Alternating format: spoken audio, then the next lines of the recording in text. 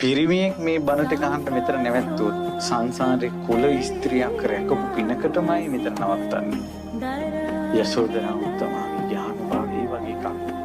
සංසාරයේ අනිවාර්යෙන් ස්ත්‍රියකට නම් පතිවෘතාව රැකපු පිනෙන්මයි මේ බණට ගහන්න මෙතන නවත්තන්නේ. යශෝදරා රහත් තෙරණිය යම් ගෙදරක වැඳුම් ලබනවාද ඒ ගෙදර තමයි ශ්‍රියාකාන්තාව. ඒ ගෙදර තමයි ශ්‍රියාකාන්තාව. මේ යශෝදරා උත්තමාවියට පානක් තියන්නත් පිනක් තියෙන්න ඕන. මලක් පුදන්නත් පිනක් තියෙන්න ඕන. කොල්ලනේ වැඳපල්ලා මේ උත්තමාවියට නිකන් ඔය කෙල්ලන්ට වැඳ ඉන්න වෙලාව ෆොටෝ එකක් තියාගෙන වැඳපල්ලා දවසට 100 වතාවක්.